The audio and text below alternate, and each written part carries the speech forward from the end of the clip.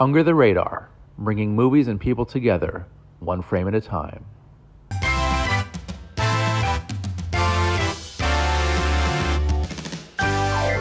Hey guys, I'm Randy Younger, and this is another episode of Under the Radar, bringing movies and people together, one frame at a time. And this is going to be a very wrestling-centric episode of the show. Right here we have Mr. Evan Ginsberg. He is wrestling royalty. He's not a wrestler, but thank you. You're on the other side of the ring. So Yeah. Welcome to the show. Thank you so much. And I should also mention that Evan was actually very instrumental in me getting into broadcasting. So thank you for having me on your show back in 2016. Oh, my pleasure. You know, Legends TV, that was a lot of fun we had. My pleasure. So here we are again. Yep. Lots of fun. We've got Matt Roarin. Hey, Matt. Hello. Nice to be here again. Yes, yes. And last but not least, Mr. Jerry Harrer. Hey, Jerry. Hey, good evening, everybody. And you and Evan are our two wrestling aficionados tonight. Matt and I don't really have that title, but we are here to learn from you fine gentlemen tonight. And we're going to discuss two wrestling films, one new, one old. The newest one is called The Iron Claw, and it details the tragedy of the Von Erich family, family of a group of brothers who are all wrestling and trying to vie for the affections of their overbearing wrestling father. And throughout the film, and based on a true story, though there are some liberties that they've taken. Yeah. Like eliminating one of the brothers. Right, just, you know, another person, a human Yeah. being. But a very tragic tale based on true events. And yeah, this film, it really stuck with me. It really hit home. I'm not a wrestling fan myself, really, but this film made me more aware of the sport and the psychology of the wrestlers, really.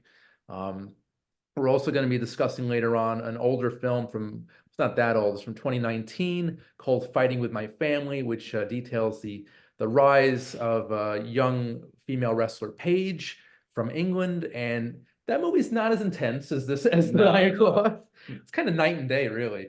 She's had her issues in real life as well, though, but we could talk about that later. Sure, definitely, definitely. But with The Iron Claw, this movie has been released by A24 Films, one of, if not my favorite production companies right now, because pretty much everything that they've put out in the past decade has been cinematic gold. I tell people that Wendy and Lucy with Michelle Williams is my favorite film of this century. A24 put it out. Yeah. Beautiful film shot on pennies. I love it. And Kelly Reichardt is a tremendous director. She's done about 20 films. A24 releases, you know, her work. Whenever I see that those three, when A24, when I see it attached to a film, I have to check it out, no matter what it is, no matter what it's about. And over the years, you know, there's been countless titles.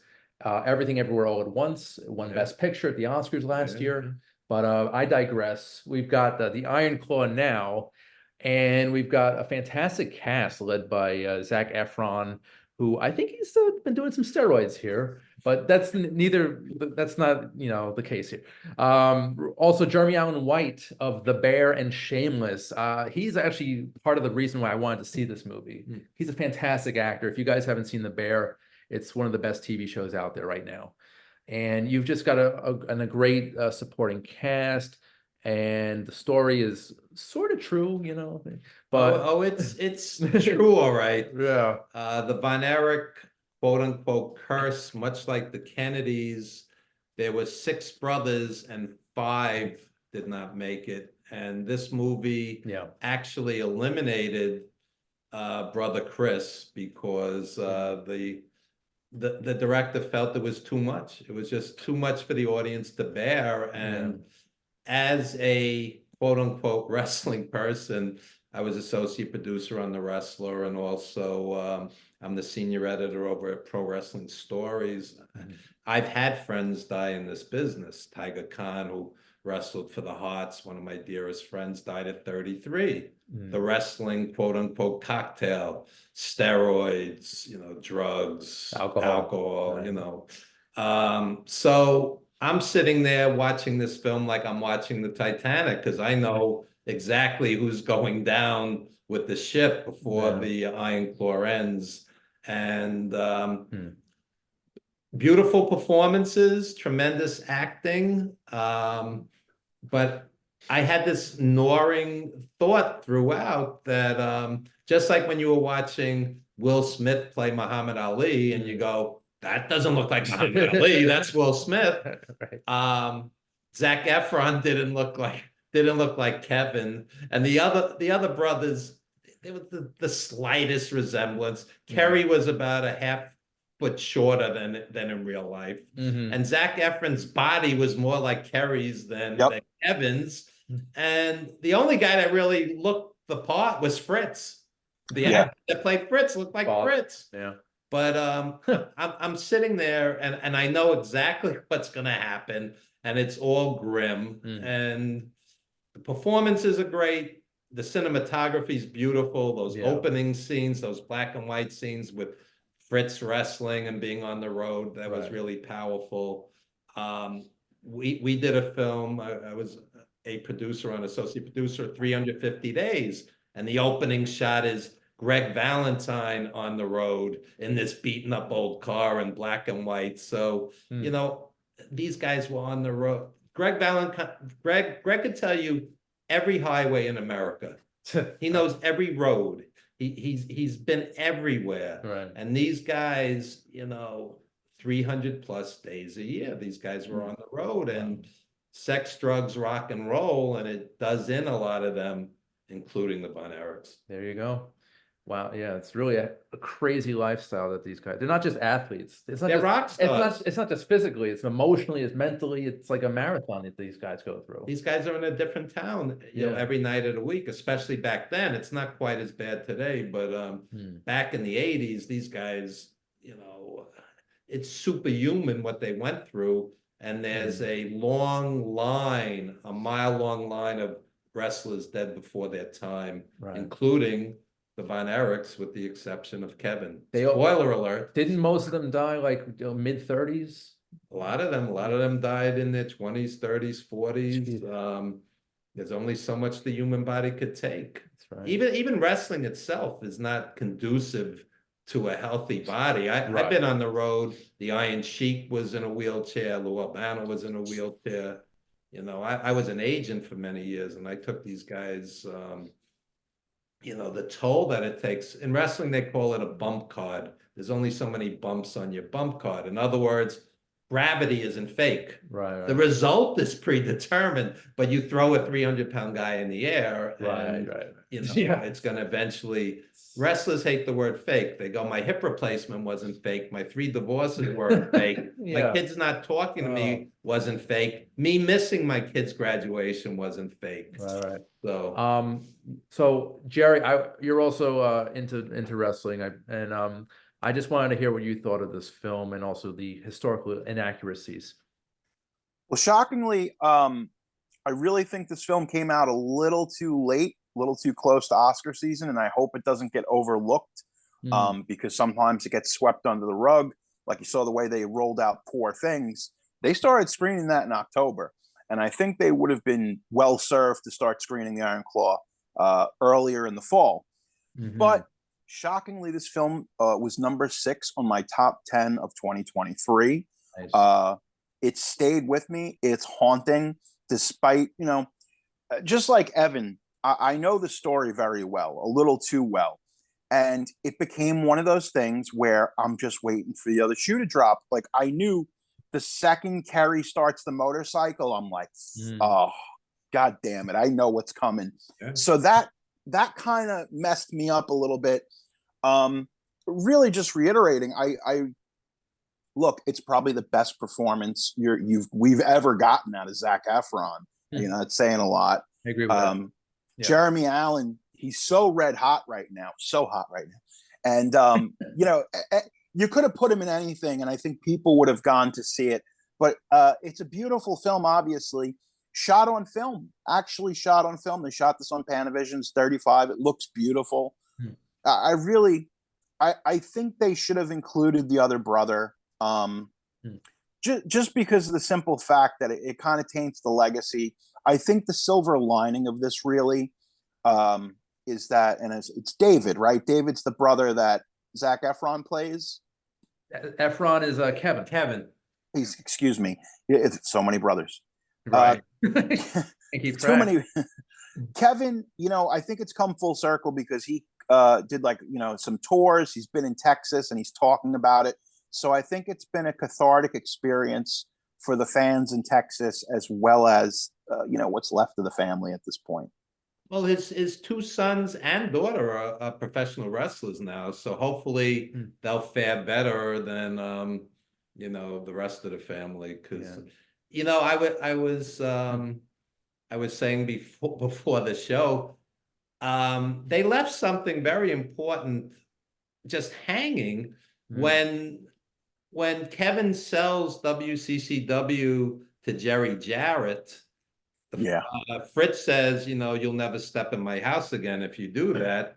And they just never resolved that. Wow. And ultimately, Doris divorced Fritz, and Fritz died of cancer. So it was even worse than the movie showed. I mean, it was just one tragedy after another. That's right. So I was, the wrestling fans kind of fixated, oh, that doesn't look like Ric Flair or whatever. I was more like, well, what happened between Kevin and Fritz? Because that's kind of the point of the movie. Right. You had this taskmaster, old school, father, and you just don't know how it ended up. They never resolved They that. never resolved Yeah. it. That's a pretty big plot point. Yeah. That they didn't.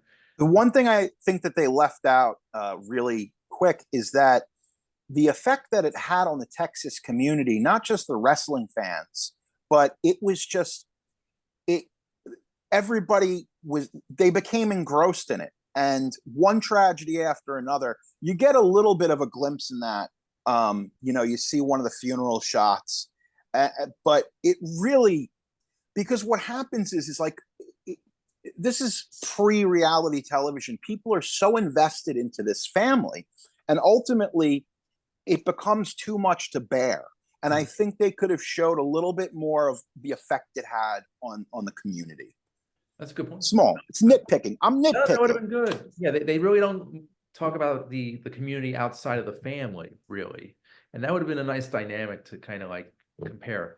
Matt, I know you've been a little silent. We've been talking a little bit, but what were your thoughts on this beautiful film? Oh, I absolutely loved it. Like I had known about the Von Erichs.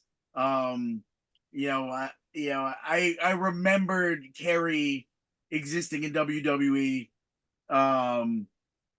But I didn't know everything. I did do a little research before I saw the movie, and then was like, hey, they left the brother out, and then and then ultimately I was like, well, I guess they kind of, not only was it like a choice because it's extremely sad, but also I think they probably were also like, oh, well, his death's kind of redundant. Yeah, we already did that one, so because he was also a suicide like Harry's.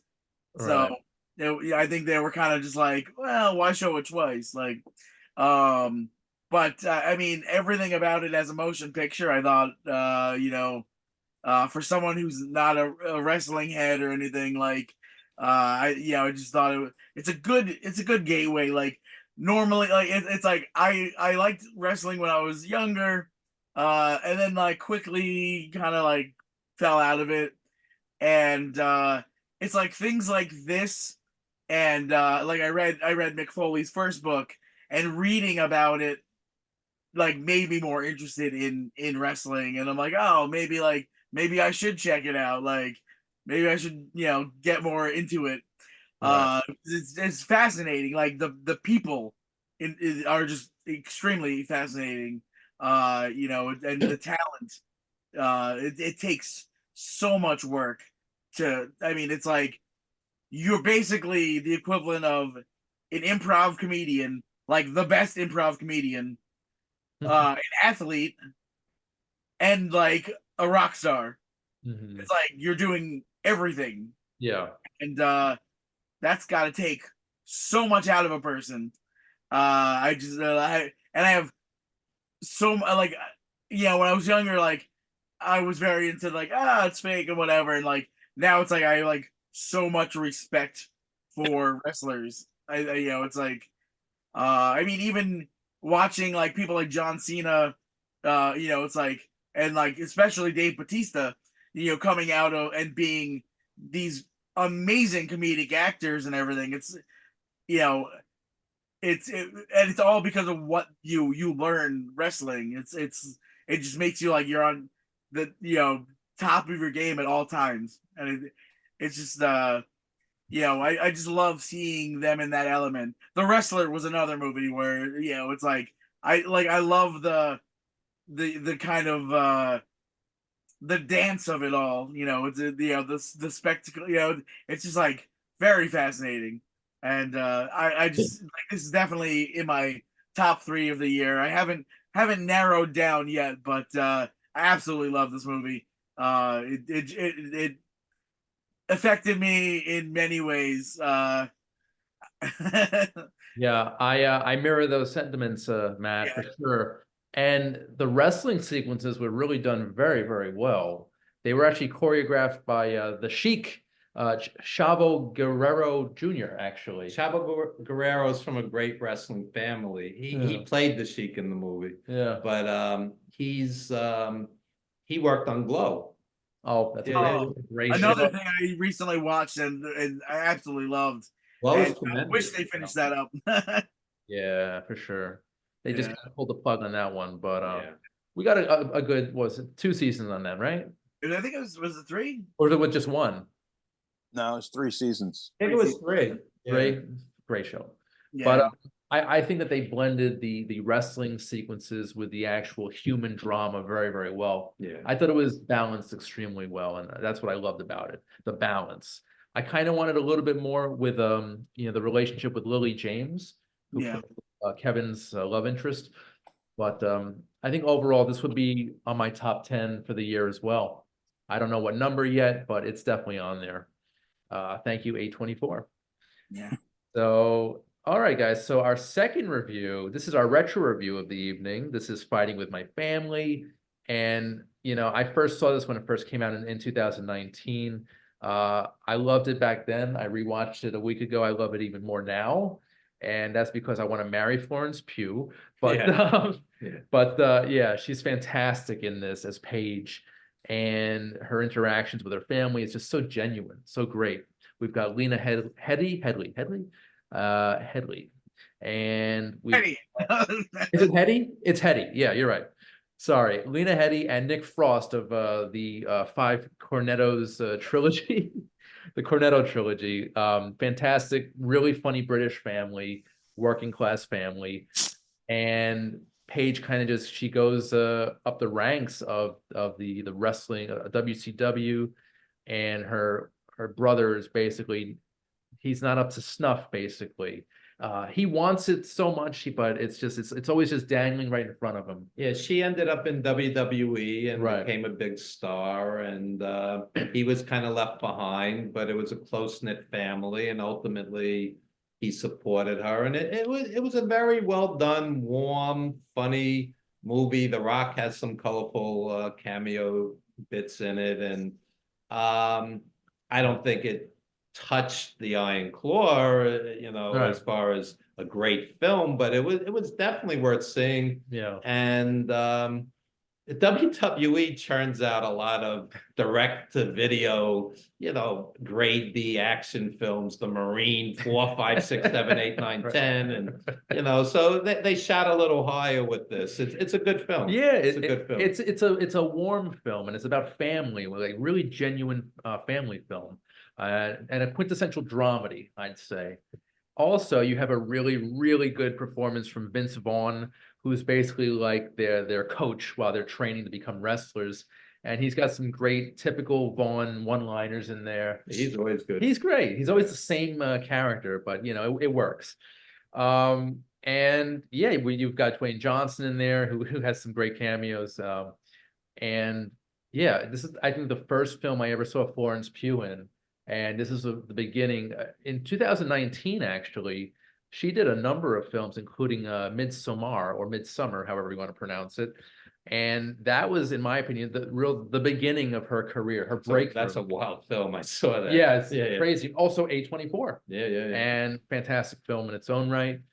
And I just want to mention there is not a huge list of great wrestling films. You could basically count it on two hands. So Fighting with My Family is really a decent little film and Yeah. worth a watch. Yeah. Yeah. Jerry, what do you think of this movie? You know, one of my favorite films of 2023 was Gran Turismo, the David Harbour film. And the reason is because it's an accessible sports drama. And at the end of the day, even if you don't know a lick about wrestling, it's a very accessible film because it's rooted in a family drama. Yeah. So with that being said, you can watch Fighting with My Family and you'll get something out of it. And you know, one of my friends, I turned him on to it, and he doesn't know much about wrestling, but it caught his attention. And it's an engaging story. It's a feel-good story. And I think considering everything going on in the world right now, we can use a couple of feel-good stories. To any of your listeners, I recommend it. It's a definite recommend. You know, it got a bunch of awards that year. Nothing crazy, nothing major, but like family awards and stuff like that. It's a great little story. And you're right. I mean, Dave Bautista he's kind of been the crowning jewel of wrestlers turned actors. You see that he's taken a diverse number of roles. He's basically the anti-Dwayne Johnson, who's been playing himself and selling you various products. You know, that's the problem with a lot of modern Hollywood. Ryan Reynolds is not an actor. He's Ryan Reynolds. Right. And you know, like you said, there's not a lot of great wrestling movies. I mean, one of my favorites when I was a kid was The Main Event. And that because you get to see all the guys in there. And that was the guy, I think he's Dirk Benedict from the A-Team. Check out The Main Event, especially if you're a wrestling fan. There's a lot of wrestlers in there. Oh, yeah. All right. Good to know. Paradise Alley is not a bad film. Sylvester Stallone. Yep. Ted DiBiase, Dick Murdoch, all the old school guys are in it. That's a fun film. Nice. And back to Batista, actually. Batista did a pretty good thriller a couple years back called Bushwick, where he has to I think he was protecting this young girl from a dystopian future, and they're going through the city streets trying to just survive. And he actually gave a pretty tender performance. He also gave a strong performance in Knock at the Cabin 2 years ago. So well, he's great because it's he's a lot of the wrestlers, they kind of find their comfort zone. He's been trying to get to basically to become the best actor he can be. Yeah. He turned down a role for Fast and the Furious to do a movie with Jodie Foster because he wanted to learn from Jodie Foster. Nice. He turned down what was probably a gigantic paycheck in a franchise that would probably never end. No, I just saw John Cena in Fastlane. It's one of the worst movies ever made. Yeah. And at some point, you have to turn down a check. I mean, after you made your first 100 million, challenge yourself. Right. Be an actor, like Batista. Batista's trying. He's trying. I love John Cena. He's definitely impressed me a lot in a lot of things, but he takes any role. Right. he does not turn anything down. But I'll tell you, I think my favorite thing of his, the movie actually was a show that changed my opinion of Cena, was Peacemaker. Peacemaker. Yeah. Hilarious. Really great performance. What got me in, I went to a taping of the very, very short-lived Martin Short, Maya Rudolph sketch comedy show. Okay. He was a guest on it, and I was a wrestler, and he was so funny, and I was like, really, this guy? And I've been following his stuff ever since, and I'm it's he's done a lot of roles, but stuff like Peacemaker, he was fantastic. He's so perfect in that but role. I want to see Cena in a drama. I think he has potential there. He could be I could see it. Sorry. No, I'm just really. Like every comedic actor, pretty much every comedic actor has a great dramatic side to them. a best example. Jerry Lewis, King of Comedy. Oh my God, great Yeah. Oh, movie. one of my all-time favorites. Yep. I was thinking more like Adam Sandler and Uncut Gems. Oh, that was great. Yeah, Oh my you God. see, like A24. there you go, A24, it's everywhere. Jim Carrey in Eternal Sunshine, Yep. like Yeah, yeah. Majestic or Truman Show, or I love it. So I think John Cena can do the opposite. So, you know, I don't know. We'll see what happens. I hope he gives a drama, you know, during his career. But sorry, Jerry, you were going to say something. Speaking of the A24 of it all, on the horizon, you've got Dwayne Johnson. He's doing a real movie, God forbid. He's doing a movie called The Smashing Machine with the Safdie brothers. And it's the story. Yeah, it's the story of Mark Kerr, who was a mixed martial artist and really went through some dark stuff. Yeah. And I got to tell you, hey, Dwayne, you know what? Maybe this is a better avenue than doing another Jumanji, because I have to do something. I've got a good feeling about that one, Jerry. That's and it's the Safdies, so it's gonna yeah. be uncomfortable and great. However, I have been watching I saw the first episode of The Curse. Oh, so good. I'm still kind of trying to wrap my head around it. I don't know. It's a little out there. I don't know, even for me. It but gets even more out there. So does it? Okay. Fair. sit tight. Right. Did the Safdies produce that? Did they direct, or were they just you just in it? Nathan and Benny Safdie like wrote and produced it. Yeah. Okay. Maybe I'll give it another shot, but Yeah. it's Very, very uncomfortable and wonderful. I love it. I love it. All right, guys, we have just like a minute left. I just want to go around and do some plugs. Mr. Evan Ginsberg, what do you have going? Check out Wrestling Then and Now, a documentary I produced, Killer Kowalski, Dr. Death Arnold, Nikolai Volkov. Check out 350 Days, Bret Hart, Superstar Graham, 3 Dozen Legends. Check out Evan Ginsberg's Old School Wrestling Memories on Facebook. And of course, yours truly, senior editor over at Pro Wrestling Stories, 900 articles strong on that website if you love old school wrestling. And I have a book coming out, Wrestling Rings, Blackboards, and Movie Sets. It's a 100-story book about my life, basically, in wrestling, teaching, and in the movie industry. So check it out, folks. 100 stories. That's a pretty 100 stories. I wrote it during COVID. That's a pretty tall book. The 100 stories. It's around 400 pages. Wow. Yeah, yeah. Okay. You Cool. can use it as a foreign object in wrestling. 400 pages. I like that. That's Yeah. a dual purpose. Yeah. Cool. Mr. Jerry Harr, how about you, sir? Any plugs tonight? I have a little show called The Offering. It's a podcast that takes deep dives into films and their filmmakers and everything about that. If you like learning stuff, there's a lot of stuff to learn, because I believe, hey, you gotta give them a little spoonful of sugar with the medicine. It's important to learn about film. You can listen to this everywhere. It's available on YouTube, iTunes, Spotify. The Offering with me, your host, Jerry Hara. Last but not least, Mr. Matthew Roran. You can find me over at the Cinema Arts Center every Saturday night. We do Cult Cafe at 9:30 Saturday nights. This month we have been doing David Cronenberg retrospective, where you can also see Jerry Horror doing intros, giving you a little information about each of those Cronenberg films. I love Cronenberg. What's not to love? The King. Thus far, we've done Shivers and the Brood. We have The Fly and Crash coming up. Oh my God. Round out this month. And then we're on to our Black History Month block with Sweetback's Badass Revenge. Ooh. Shaft. Ooh. Spike Lee's Crooklyn, and Higher Learning. So Nice. it'll be a real good time. Check it out. Cinema Arts Center, Saturday nights, 9:30. I love that place.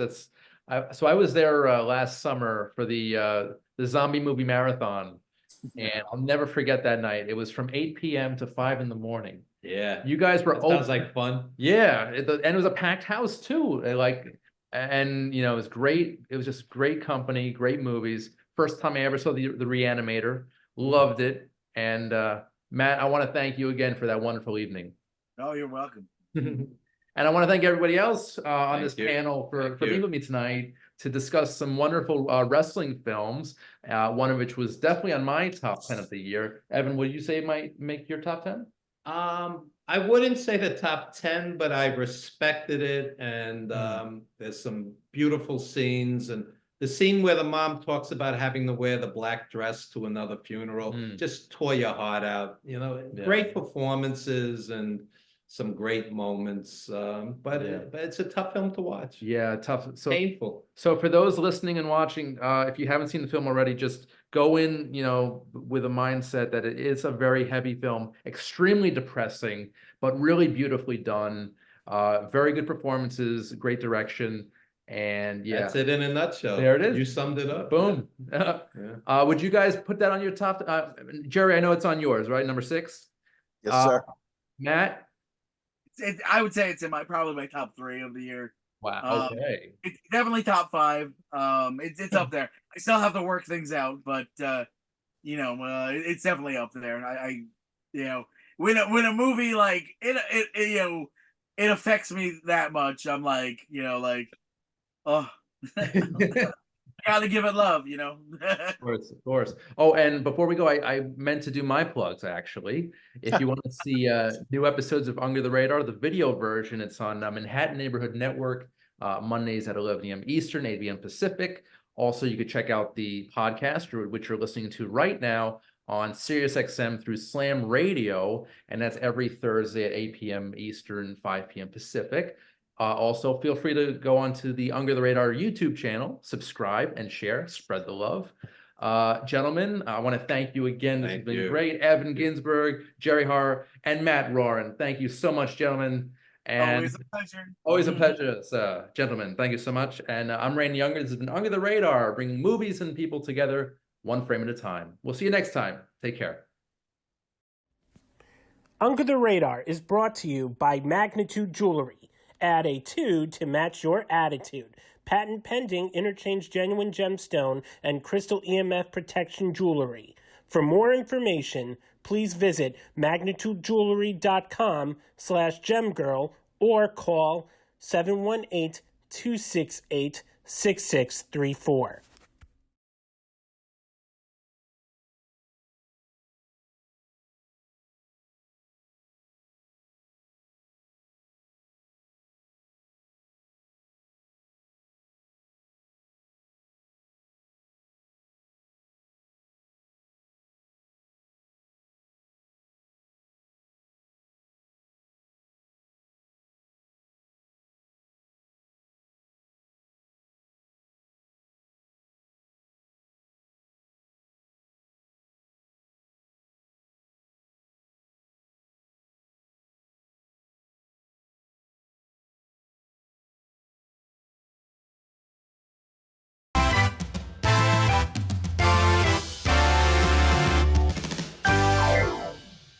Hey guys, I'm Randy Younger, and this is a very special edition of Under the Radar, where we talk all things film.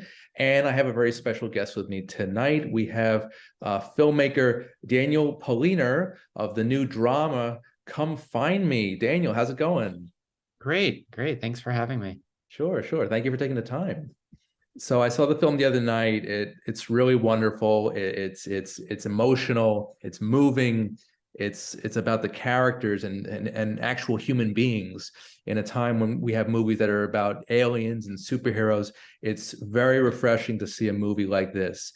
Tell everyone, how did the project originally come about? Oh, yeah, thank you.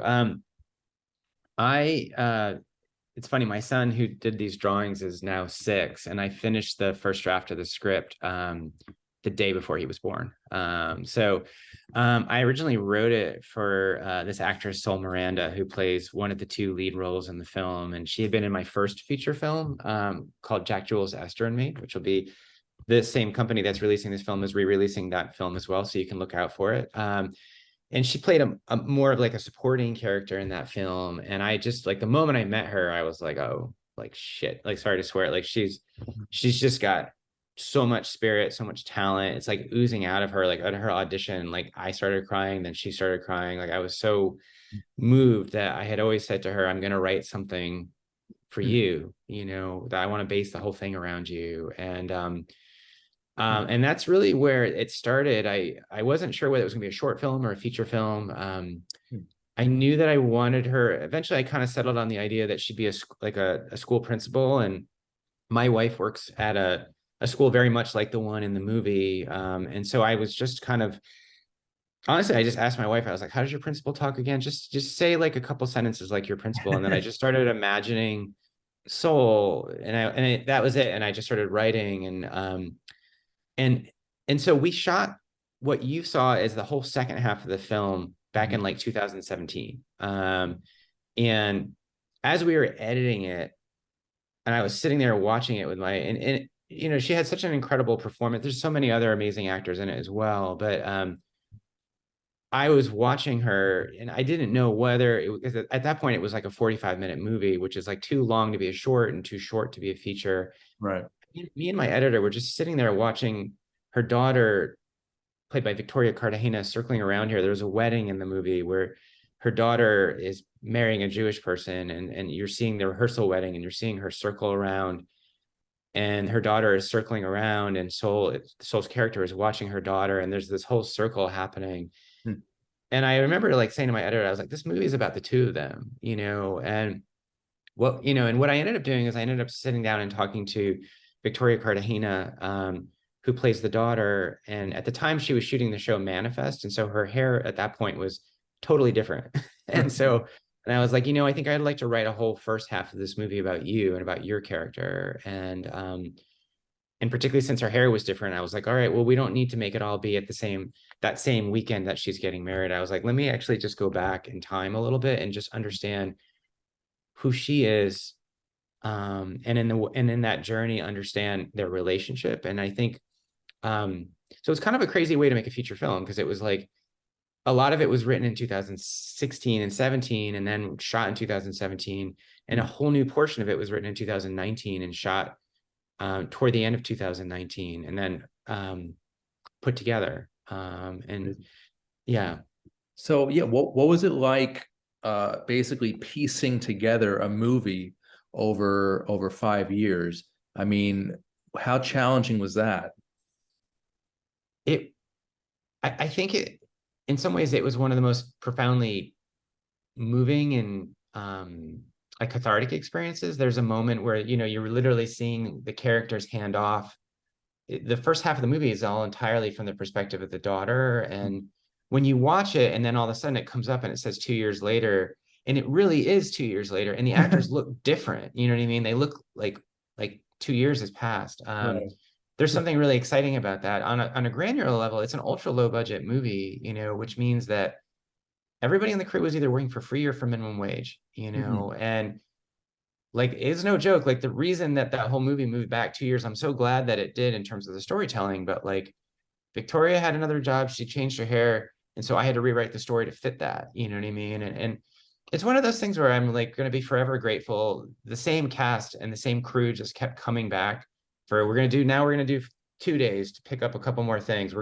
Now we're coming back for 8 days to pick up this. And I would say it was like totally unnerving all the time, because you never knew exactly would it work with these shots. And sometimes we had to pick up extra shots when we were doing the other half, where we were going to stick them into the old half. And okay, everybody looks 2 years older, but can we sneak this in, you know?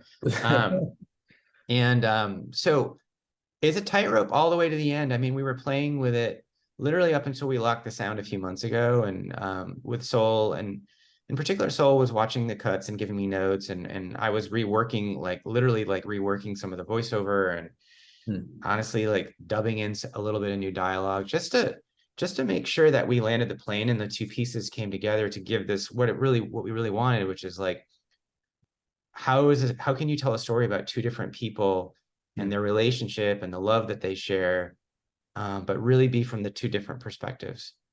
You know, and I'm really so happy that you basically wrote this movie for Soul, because she is a phenomenon. She is a real force in the industry. She is totally genuine and believable and likable in this role. I don't know much about her filmography, but I'm definitely going to go back and check out pretty much everything she's done, because she really made this film. Like, she was the star.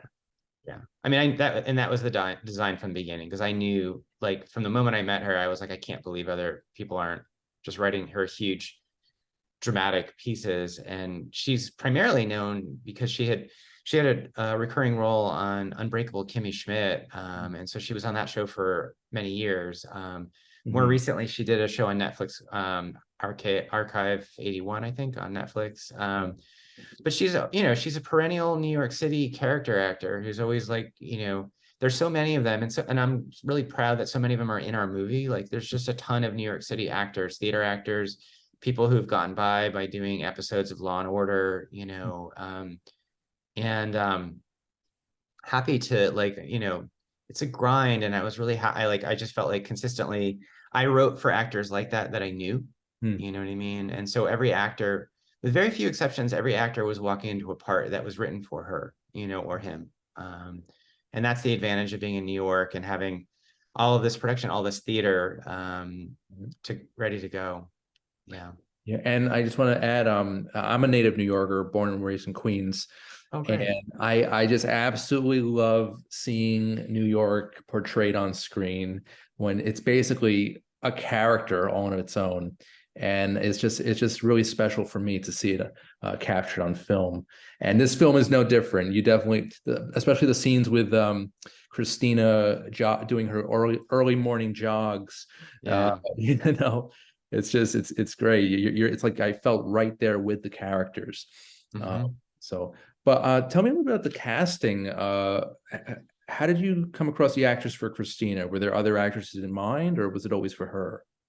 That was so back in 2017, Christina's role was big, but not the most prominent. It was written for Soul. And my saving grace is that I've been working with the same casting director for, well over 10 years, 15 years, named Julie Schubert, and who had cast Manifest and a lot of other shows. And we knew, actually, that was the only part that I really didn't know going into the original production. And Julie was more or less like, look, I'll hold an audition for you if you want, but I think you're going to want to offer it to Victoria Cartagena. And I was like, oh. And she was like, so I want you to watch a bunch of her stuff, and before you tell me to have an audition, I really want you to offer it to Victoria. Wow. And I literally just, like, watched a couple of scenes of her, and I was like, well, of course. Like, it was an instant thing. And then working with her, that right away, like, within like a minute of shooting with her, she's somebody that, particularly if you watch the first half of the movie, which is all about her, where I just wrote the whole thing for her. What I love about her is that she's portraying a character who's keeping a lot of things inside. And very much when you block a scene with her, she's just like, she's careful, she's doing everything, she's like under the radar. If you shoot it in a very wide shot, you'll just be like, oh, is she here? And then all of a sudden you put this close up, you put a tight lens on her, and then there's all this heartbreak, and you can see so much, and that's why so much of what the whole first half of the movie is, it's shot quite differently, because I just kept thinking this entire thing is going to be by close up of her, putting this character in a situation where we can isolate her and watching her struggle with a lot of very difficult decisions. Yeah, and a lot is going on in each of these women's minds. You can just tell. I think they say more when they're not even speaking. It's all in the facial reaction. It's all in the tension, especially the scenes where they're together. It's just a completely believable mother-daughter relationship. And it's just, again, it's captured beautifully on film. Oh, thank you. Thank you very much. So it seems to me that collaboration is very important to you on a set. How do you establish trust with your actors and that strong sense of collaboration? I think it's something that I take a lot of pride in, and I tend to work with a lot of the same actors again and again. There's an actor in the opening scene of one of the opening scenes of the movie named Adam Lefevre, who plays Christina's old law school professor. And my first movie with him was 20 years ago, you know, and I just have kept writing.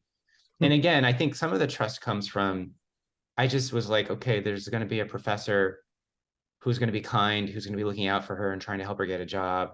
I'm going to write it for Adam. And I think that we had, you know, very little to say about it because he knew exactly what I was hoping for. But I think in general, I came from, you know, I majored in theater in college. It was one of my majors. And like, I did a lot of theater directing early on. And I used to do much more like, we're going to rehearse, we're going to work things out. And I still do that a little bit, but on a movie like this, we really honestly didn't have time to rehearse. Like, again, I don't think I rehearsed ever with Soul. We talked about it a little bit, but I think that instinctively, like, it was written for her. She knew what I wanted and we worked it out, you know, like within, you know, it's one of those things where, and again, if you have like, say, someone like Tova Feldshuh, who's playing the mother-in-law in this movie, who's just a dynamic actor, we did rehearse for like an hour.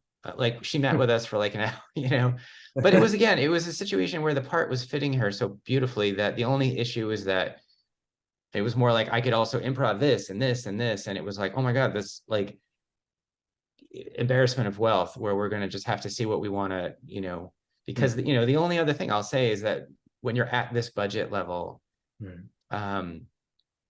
only have 12 hours. You cannot go over that. Nobody who's working for, I cannot ask anybody who's working for free or for minimum wage. 12 hours is already outrageous. Do you know what I mean? It's not like a livable thing. It's like everybody's coming together to try to make this thing beautiful. You have to let them go and sleep. And so literally you're on a clock from the moment you start. And so part of me, I mean, at some point I hope I'll be able to work with bigger budgets, but like part of me is also just like, I love working with actors, that I love writing parts for actors so that they can come in and we can get right to it. I'll storyboard it ahead of time with a DP. I prefer to have everything set ahead of time so everybody knows. The costume department knows what's going to be shot. The art department already knows. Everybody can have, like, it's going to be extremely tense to get everything in within 12 hours. I try to shoot like 30 setups in a day or more. Like that's, you know what I mean? Like it's just a lot. How many days did this shoot take, this whole film? The first, basically it was broken into two halves, as I said, and basically each one was like 8 or 9 days. Which if you think about, given all the locations and everything else, is kind of insane. You know? And so we were really pushing it and like trying to, again, like I said, it's down to the last, like, it was always like, I have 3 shots left. I've got 40 minutes. We're going to try our best. Like, we're always going right up to the end and like hoping and trying to honor the crew and the cast to make sure that they can not fall over. You know what I mean? Like, it's almost like, you know, when you're working that hard, you have to make sure nobody gets hurt. You know what I mean? And, it's like an endurance test. It really is. Yeah, no, I think, and so I think that that's part of, again, why I've always loved writing things for people I know, because it's like, again, if you're writing for Sol Miranda or you're writing for Victoria Cartagena, she was sending me texts 30, 40 days before we were shooting, and she'd already memorized her lines. You know what I mean? And you know that when you're going to have that as your number one on your call sheet, and she's coming in so prepared that it's really just like, she doesn't want to rehearse. She just wants to show up and do it. And she's ready, you know, which is, I mean, it's all you could ever ask for as a director. Of course. Do you feel you work better under pressure? I'd like to think that nobody works better under pressure. You know what I mean? Like, I think it's the only way that I've ever worked as a director, frankly, because I don't know anybody. I think I always imagine that I'm like, oh, you know, like these sets that are like, I'm sure like the Coen brothers have much more relaxed sets, but I'm sure that's phony. And I'm sure they're terrified out of their minds too. You know what I mean? But the only thing I can say is that for me, I seem to have done, I do okay with it. And then maybe someday it would be amazing to not to have maybe 80%, you know, of what we're trying to accomplish in one day would be great. If only you can control that chaos, that'd be, no, of course. So what do you hope? This film is very deep. It's very spiritual almost, and it says a lot about human relationships, especially a mother-daughter. What do you hope audiences take away from the film? You know, I think first and foremost, I hope that they're moved. I hope that it engages them, and particularly these two lead actors, but right on down with everyone in the cast. What I was trying to do, there's this sense of light that is coming, you know, like there's almost like a supernatural element to the story. Hmm. I think for me, you know, one of them is a principal, one of them is an attorney. Mhm. I tried to be super specific about their careers. I did a lot of research about what Victoria Cartagena's character would be specifically working on as an attorney. And I think sometimes in that specificity, I find that when I'm watching a movie, it opens me where I can just see the human being a little bit more. And I understand that I can understand what that person's lunch is like and what that person's workday is like. Hmm. It opens my heart a little bit. And that was really what I was trying to do with all the characters, is like, how can I connect this so that a person who's coming to watch this movie will be able to see themselves, whether or not they're Latinx or Jewish, that, you know, because the characters are, you know, marrying someone in the Jewish persuasion. Right. My favorite movies are sometimes like foreign films where I'm just like, I have know nothing about this culture, and yet at the same time I'm crying and I'm completely identifying with that person, right? And so I hope that there's this sense of everybody in their lives has a relationship with a loved one, whether it's a parent or someone else, where they just can't quite figure out how much they love each other and how to express that. And there's that tension and that difficulty, you know, and I think that's the overarching theme, but there's so many, you know, within that, that's, I think, what I would hope most people would come away from it. Well, I'll tell you, I was definitely moved, especially again with Saul's performance. And I should add that I'm actually half Puerto Rican, and I know that Saul is Puerto Rican. So she basically seemed like an aunt to me. So it was really cool seeing her, Oh, great. yeah, in that type of role. I'll tell her. Yeah, for sure. Thank you. Yeah. So let's switch gears a bit. I just want to know, obviously you're a very gifted filmmaker. I'm curious, who are some of your filmmaker influences? Oh, my influences. Well, I think one of the biggest influences on this movie, this specific movie, is a Taiwanese filmmaker named Edward Yang, who made a movie called Yi Yi that won the Palme d'Or back in 2000. And that's a movie just about a handful of like a family in Taiwan, which again, I like know nothing about anyone from Taiwan. And I went and saw it like 3 times in the movie theater, and it just deeply made me cry. And also, I also learned afterward that because of his budget, he was doing a lot with light and about shooting people's reflections. I learned later it was like because he was like, I only had enough film to shoot, and he was like, I couldn't do coverage, so I was just bouncing it off and getting a beautiful reflection of the actors. But it was something that I was definitely exploring with this. And you know, obviously growing up, the Coen brothers have meant a lot to me. You know, and oh gosh, so many. But I think, yeah, you know, I would probably start with them. Okay. Favorite Coen Brothers film? A Serious Man, you know. Oh, But nice. yeah, how about you? It's a quieter one.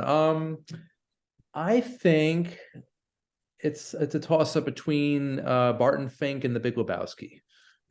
Yeah. But Yeah, pretty much every movie they've ever made has been yeah. great, or at least really good. So yeah, they're definitely on my favorite filmmakers list.